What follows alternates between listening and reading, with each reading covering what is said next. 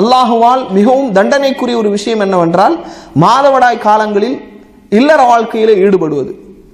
இது அல்லாஹ்விடத்தில் மிகப்பெரிய பாவம். அதிகமாக பாவ மன்னிப்பு தேட வேண்டும். இன்னும் சொல்ல போனால் இன்னும் சில அறிஞர்கள் சொல்றாங்க, இது போன்ற காலகட்டங்களில் யாராவது இல்லற வாழ்க்கையில ஈடுபட்டார்கள் என்று சொன்னால் அவர்கள் அரை தீனார் அல்லது ஒரு தீனார் தங்கத்தை தர்மமாக என்ன செய்யணும், வழங்க வேண்டும். தீனாரை தர்மமாக வழங்க வேண்டும். தீனார் என்று நான் இந்த இடத்திலே சொல்வது, அந்த காலத்தில் தீனார் தங்கத்துக்கு தான் என்ன செஞ்சாங்க, பயன்படுத்தி வந்தாங்க. அரை தீனார் அல்லது ஒரு தீனாரை தர்மம் செய்ய வேண்டும். அல்லாஹ்விடத்தில் பாவ மன்னிப்பும் தேடணும், தர்மமும் செய்ய வேண்டும் என்று என்ன செய்யறாங்க, இதனுடைய சட்டத்தை என்ன செய்யறாங்க சொல்றாங்க.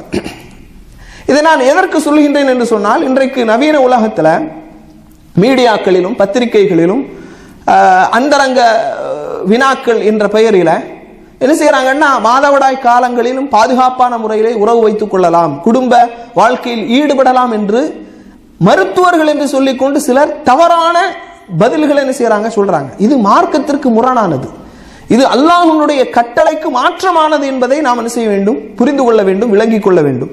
அன்பிற்கினியவர்களே, ஒரு மனிதன் இதெல்லாம் இந்த காலத்துக்கு பொருந்தாது, இந்த சட்டமெல்லாம் இந்த காலத்திற்கு உதவாது என்று கருதினால் அவன் இஸ்லாத்தை விட்டு வெளியேறி விடுவான்.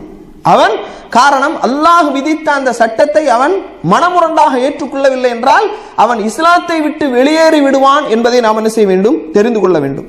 இந்த தலைப்போடு சம்பந்தப்பட்டு நிறைய சந்தேகங்கள் இருப்பதை நாம் என்ன செய்யலாம், பார்க்கலாம்.